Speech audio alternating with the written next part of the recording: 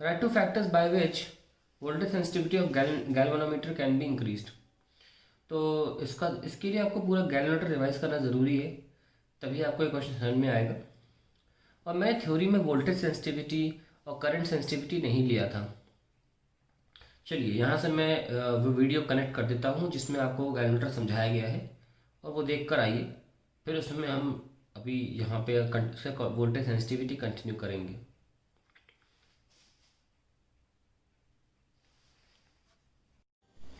So now students, we are starting with moving coil galvanometer.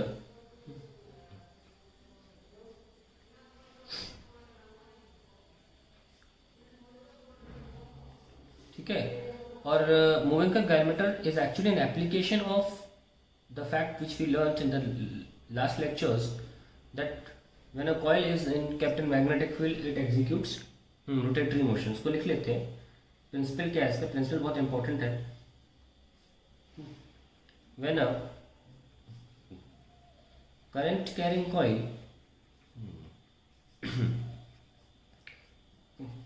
is placed in magnetic field,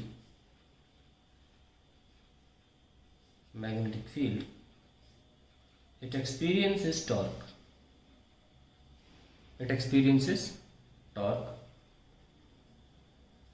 and hence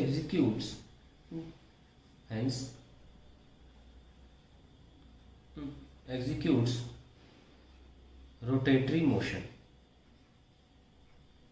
ठीक है, तो पहले मैं आपको डायग्राम बना के दिखाता हूँ इसका, और क्योंकि फिर बना देते हैं डायग्राम। सो मेरे पास मान लीजिए एक रिजिड सपोर्ट है। हर एक पार्ट को हम बाद में लेटर डिटेल में एक्सप्लेन करेंगे। पहले मैं एक नॉर्मल डायग्राम बना के दिखाता हूँ आपको। रिजिड सपोर्ट है, रिजिड सपोर्ट जिस पर से एक वायर आता है, वो वायर क्या है बताएंगे बाद में। और हमारी कॉइल जो होती है जिसमें काफ़ी टर्न्स है, इसलिए मोटा बनाया है मैंने कॉइल को, लटकी होती है इससे। ठीक है ना।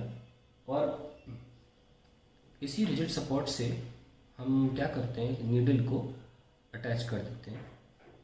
This is a needle we have which is going to rotate with the coil, है ना। ये मार्किंग्स हैं, और नीडल अटैच कर देते हैं, और कॉइल जैसे रोटेट करते थे नीडल भी साथ में कॉइल को रोटेट करती है। एक स्प्रिंग की मदद से हम एक टर्मिनल पे जहाँ से बिजली से कनेक्ट होगा वो टर्मिनल भेज देते हैं।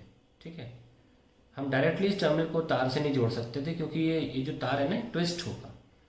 तो हमने स्प्रिंग की मदद से स्प्रिंग लगा के कनेक्ट करके तार में जोड़ दिया, तो इस टर्मिनल को प्रॉब्लम नहीं होगी आगे खींचने में। वो स्प्रिंग उतना रोटेट कर जाएगी जब ये कॉइल रोटेट कर रही होगी। डायरेक्टली हम टर्मिनल को सीधा ऐसे नहीं जोड़ सकते थे, क्योंकि ये वायर रोटेट कर रहा है ना, इसलिए। तो स्प्रिंग का सहारा लेके हमने इस टर्मिनल को जोड़ा जहाँ से हम बिजली का कनेक्शन बनाएंगे।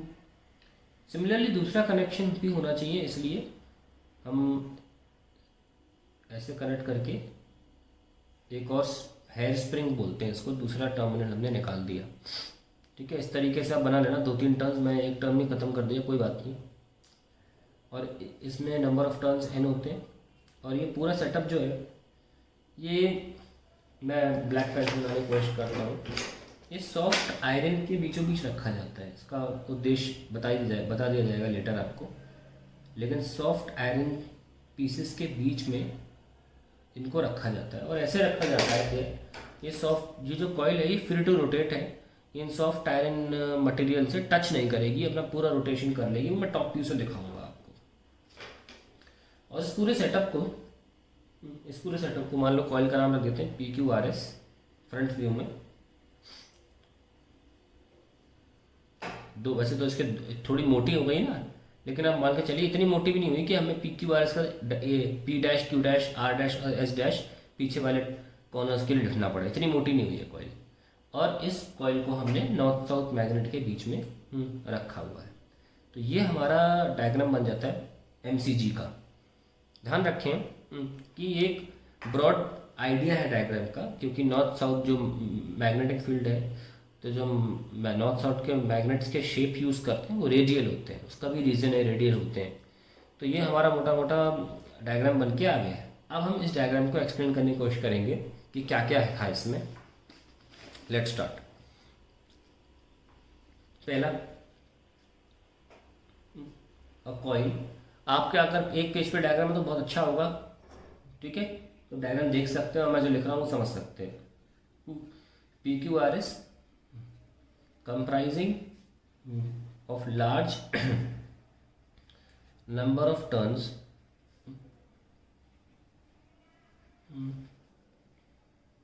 wounded over a non-magnetic frame, non-magnetic frame। आप एल्यूमिनियम ले सकते हैं, उसके ऊपर हमने कॉपर से टर्न्स लिए हुए हैं। तो जो हमने कॉइल बनाई थी ना, ये जो कॉइल है इसमें खूब सारे टर्न्स लिए हुए हैं। वो टर्न्स जो है वो कॉपर के हैं। ऐसे खूब सारे टर्न्स लेके इसको मोटा कर दिया था ना, ऐसे लटकी हुई थी कॉइल। और जो हमने फ्रेम लिया, इस पर तार लपेटा है, वो एल्यूमिनियम का फ्रेम है। नाउ, और मैंने नॉन मैग्नेटिक का मतलब ये नहीं है कि मतलब मैं फेरो मैग्नेटिक मटेरियल नहीं ले रहा हूँ, ठीक है ना। So I am not going to use a ferromagnetic material. Also ध्यान रखें, आप एक कार्डबोर्ड भी ले सकते हैं। अब दूसरी चीज क्या आती है, the coil is suspended by a phosphor bronze wire, phosphor bronze wire, छोटे में लिख सकते हैं phosphor BR। इस वायर से सस्पेंडेड है, ठीक है। इसका भी रीज़न बताएंगे आपको, क्या रीज़न है। काफ़ी इंपॉर्टेंट टर्म होता है ये काफ़ी इंपॉर्टेंट पार्ट होता है MCG का, phosphor bronze वायर। तीसरा, the lower end and upper end of coils are connected to springs from which terminals are given out,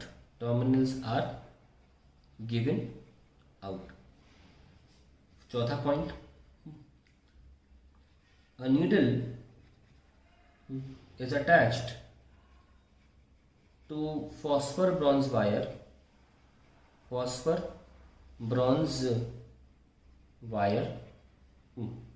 which moves as the coil moves। तो आप देख सकते हैं कॉइल एक पर्टिकुलर मूव करेगी तो नीडल भी उतना मूव करेगी, और उस मूवमेंट को हम करंट में कैसे कन्वर्ट करते हैं वही हम देखेंगे कि कितना एंगल मूव करी तो इतना करंट होगा। That is the main concept behind it. Fifth point लिख लेते हैं, the coil is kept between soft iron semi cylindrical pieces such that the coil when rotates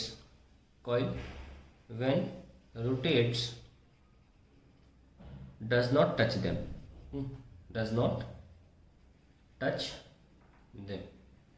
और एक लास्ट पॉइंट बच जाता है, वो यहाँ 6 करके लिख देता हूँ। रेडियल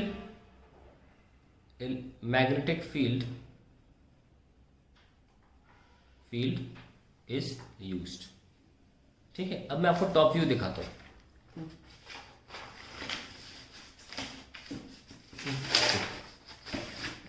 इसी मूविंग कॉइल गैल्वेनोमीटर का टॉप व्यू देखते हैं, ऊपर से कैसे देखिएगा। ये है हमारी रेडियल मैग्नेटिक फील्ड, नॉर्थ और south. This is the radial magnetic field I have, and this is my coil. Top view दिख रहा है ना।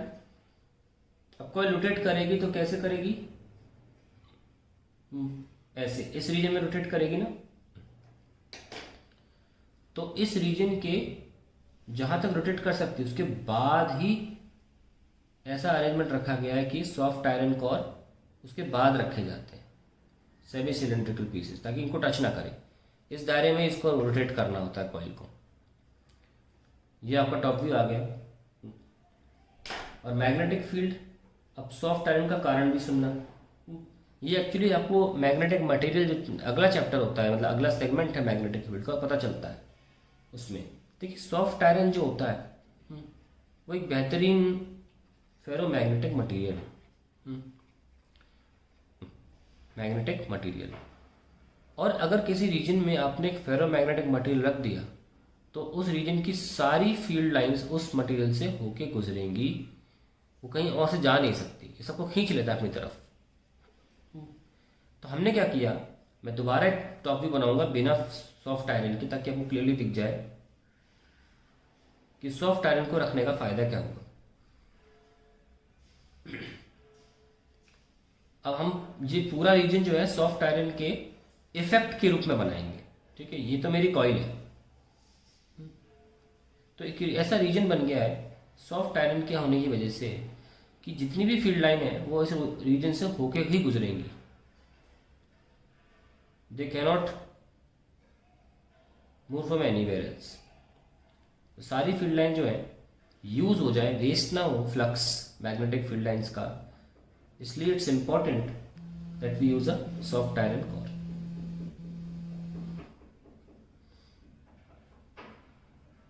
तो सॉफ्ट आयरन कोर क्या करता है, soft iron material forces all magnetic field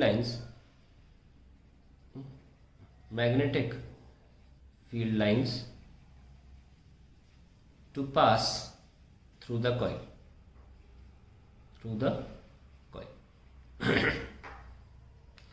ये एक रीजन है सॉफ्ट आयरन का। टॉप व्यू तो समझा दिया मैंने आप। अब काम कैसे करता है दोबारा बनाते हैं। हम एक डायग्राम बनाने जा रहे हैं, ध्यान सुनिएगा। ये हमने कॉइल बनाई थी पहले जब हम आपको पढ़ा रहे थे motion of coil in magnetic field. ये हमारा मैग्नेटिक फील्ड थी, ऐसा नो, ये करंट था, ये नॉर्मल था P। सिमिलरली ये मैग्नेटिक फील्ड थी, ये नॉर्मल था Q, और हमेशा इनके बीच में एंगल देखा जाता है। ले लीजिए, ठीक है। अभी हम क्या करने जा रहे हैं, हमने देखा था कि टॉर्क जो आया था वो आया था बीना साइन थीटा। ये टॉर्क था ना मेरा, और थीटा ये एंगल था, ये सुन लो। तो हम एक चीज करने जा रहे हैं, हम अब इस एंगल को अल्फा बोलेंगे। The angle between plane of coil, normal नहीं लिया हमने, plane of coil with magnetic field. और हम टॉर्क को अल्फा के फॉर्म में लिखने की कोशिश करेंगे। तो हम देख सकते हैं थीटा प्लस अल्फा कितना है, 90। तो थीटा कितना हो गया, 90 माइनस अल्फा। इसे रिप्लेस कर देते हैं, टॉर्क कितना आ गया, बीना साइन थीटा की जगह 90 माइनस अल्फा। टॉर्क हो जाएगा बीना कॉस अल्फा। ये टॉर्क आ जाएगा हमारे पास, ठीक है। अब हमारे पास क्या होता है, व्हेन ये तार से लटकी हुई है ना, तार से लटकी हुई है, when the magnetic field is switched on, magnetic field is switched on, the coil begins to rotate with torque tau equals to BINA cos alpha. इस से रोटेट करने लगती है, और जैसे जैसे हमारा एंगल बढ़ता है along with it इस वायर में ट्विस्ट होने लगता है, गांठ बनने लगती है। सब जीन्स चादर जब धोने का निचोड़ते हो तो गांठ बन जाती है। Along with it the phosphor bronze wire begins to twist अब आपका करंट की वजह से टॉर्क आ रहा है, करंट होने की वजह से टॉर्क आ रहा है, वो अलग है। और धीरे धीरे फॉस्फोब्रॉन्ज वायर में भी ट्विस्टिंग शुरू हो जाती है। लेकिन आप भी जानते हो एक चादर, रुमाल, जीन्स, कोई भी कपड़ा एक लेवल तक ही रोटेट किया जा सकता है। उसके उसमें गांठें इतनी ज़्यादा हो जाएंगी कि आप उसको फर्दर और रोटेट नहीं कर सकते और ट्विस्ट नहीं कर सकते।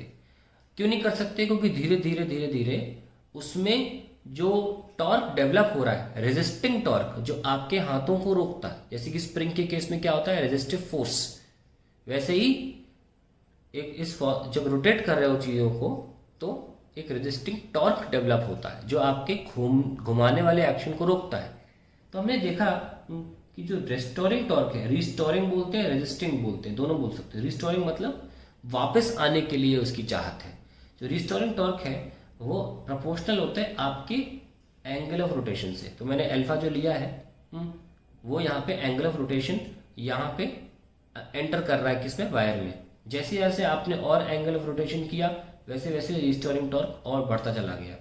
अल्टीमेटली एक बात और लिख लीजिए, ये प्रोपोर्शनैलिटी कांस्टेंट आगे जाकर के बन जाती है। और ये के क्या होता है, रिस्टोरिंग टॉर्क कांस्टेंट बोल सकते हैं आप इसको, ठीक है अभी के लिए। तो रिस्टोरिंग टॉर्क कांस्टेंट इसको बोला जा रहा है जो कि मटेरियल की प्रॉपर्टी है। अगर आपने फॉस्फोब्रॉन्ज वायर लिया है तो उसकी कोई वजह है, उसका के कुछ ऐसा होगा जो हमारा ऑब्जेक्टिव पूरा कर रहा है, मटेरियल प्रॉपर्टी, ठीक है। तो के एक्चुअली आपको लेटर बोर्ड एग्जाम में पूछा गया है कि के जो फॉस्फोब्रॉन्ज है वो क्यों यूज करते हैं, तो तब बताएंगे आपको कि के क्या खूबी है फॉस्फोब्रॉन्ज के केस में कि फॉस्फोब्रॉन्ज यूज करना पड़ गया। इस के की पर्टिकुलर वैल्यू होती है उसकी वजह से या कुछ प्रॉपर्टी होती है उसकी वजह से। तो ये आगे कहानी। अब क्या होता है कि हमारा कॉइल तो करंट की वजह से रोटेट कर रहा है ना, लेकिन साथ साथ गांठें बन रही हैं। तो होगा क्या, एक लेवल होगी रोटेट करने की। जब ये जो रिस्टोरिंग टॉर्क है या ये वायर है ये धीरे धीरे अपने अंदर इतनी ताकत अर्जित कर लेगा कि ये कॉइल को रोटेट फर्दर होने से रोकेगा। और फाइनली कब रोक लेगा, जब, लिख लेते हैं अगली लाइन में, as the coil continues to rotate continues to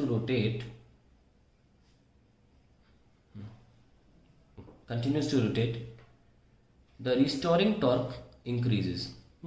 Torque in phosphor bronze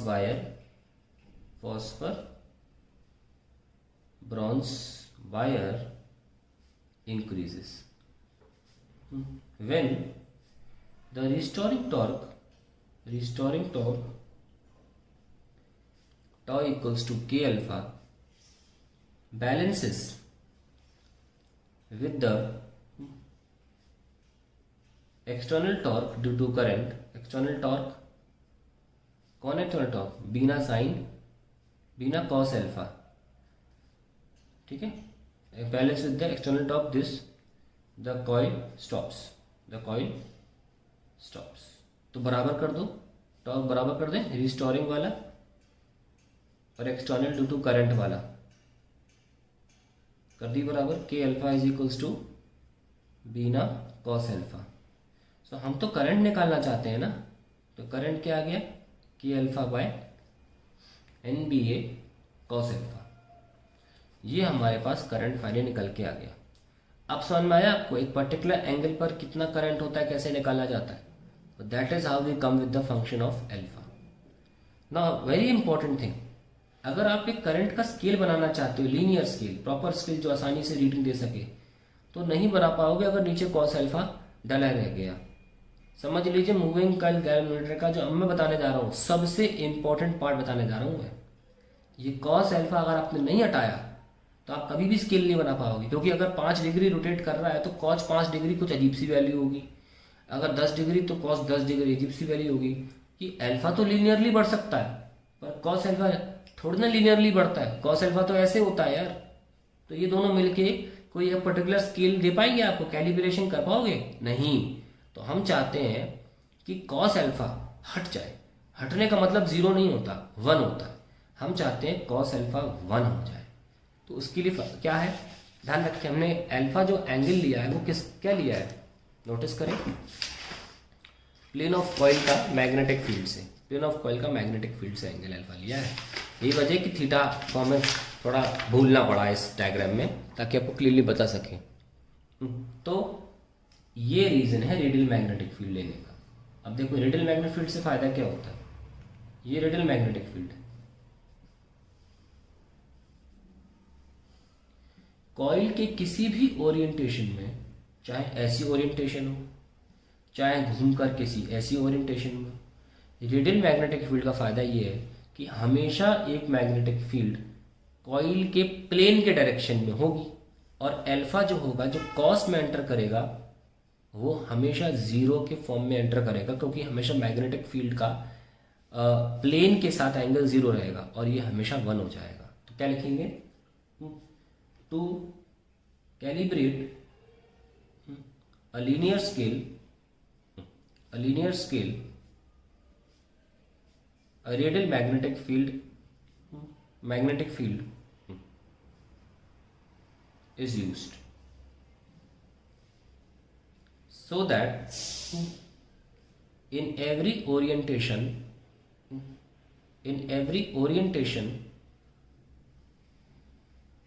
of coil, the angle between the coil surface and magnetic field is 0, and we get cos alpha equals to 1। तो अब आपका जो current का सही formula निकल के आता है वो k अल्फा बाय NBA होता है, और ये जो चीज़ है इसको हम बोलते हैं गैल्वेनोमीटर कांस्टेंट। तो अब फाइनली आप, क्योंकि एक बार आपने के एन बी और ए यानी कि फोर्स पर turns wire, number of turns, magnetic field और एरिया ऑफ द कॉइल आपने बना लिया, थोड़ा चेंज कर पाओगे, इसीलिए इसको बोलते हैं गैल्वेनोमीटर कांस्टेंट। तो ऐसे हम फाइनली इस एंड रिजल्ट पहुंचते हैं that current is a function of alpha, and just by the measurement of the rotation या angular displacement of the coil, we can come to the conclusion of what is the current inside the coil and hence the entire circuit. So अब इसको आगे हम बढ़ाएंगे अगले video में about the current sensitivity and how to measure the current actually में। तो student, जैसा कि आपने देखा कि I equals to, हमने साबित किया कि इट इज G अल्फा, हमने कॉस अल्फा हटा दिया और जी अल्फा आ गया था। और करंट सेंसिटिविटी हम डिफाइन कर देते हैं पहले। करंट सेंसिटिविटी डेफिनेशन देखिए, it is defined as the deflection in divisions per unit current through the galvanometer। यानी कि according to definition current sensitivity CS is alpha by I, that becomes 1/G। और हमने देखा था G क्या है, तो उसके हिसाब से 1/G क्या हुआ, NBA/K। तो ये करंट सेंसिटिविटी है। वहीं लगे हाथ वोल्टेज सेंसिटिविटी क्या होगी, वोल्टेज सेंसिटिविटी होगी the deflection in divisions per unit potential difference. तो इसमें भी अल्फा बाय वी आ जाएगा और वोल्टेज सेंसिटिविटी VS हो जाएगी alpha by V, and we can also write it as IR। alpha by V तो है ही, I can also write it as IR, which is nothing but current sensitivity divided by resistance of the coil। हमने से पूछा गया write two factors by which voltage sensitivity of galvanometer can be increased। अब voltage sensitivity जो है वो current sensitivity divided by resistance है, और वो क्या था NBA/K। तो अब देखिए ध्यान से, करंट सेंसिटिविटी चाहे वोल्टेज सेंसिटिविटी हो, अगर आपको बढ़ानी है आप कभी भी एन और एरिया की मदद से नहीं बढ़ाओगे, कभी भी नहीं। और वोल्टेज सेंसिटिविटी में एन, एरिया और रेजिस्टेंस दोनों की मदद से नहीं बढ़ाओगे। आप कैसे बढ़ाओगे? बी और के को ही छेड़ के बढ़ाना है। जैसे कि आप मैग्नेटिक फील्ड को इंक्रीज कर दीजिए, तो पहला आंसर आ गया बी इंक्रीज्ड, और दूसरा आंसर क्या आया? के डिक्रीज्ड। ये कैसे हो सकता है? कि by choosing a special material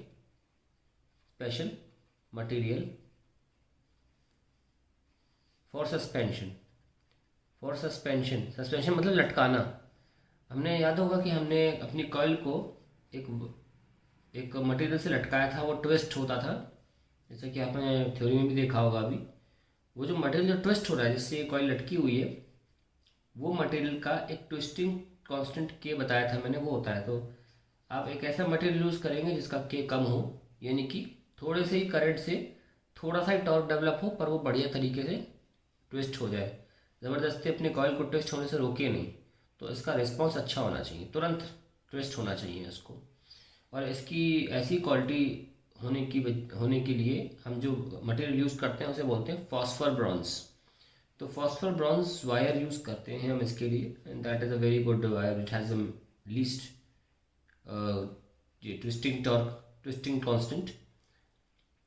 तो हम फॉस्फर, हालांकि इन्हें पूछा नहीं है कि which wire to be used, but you can always remember that's a phosphor bronze wire which we use.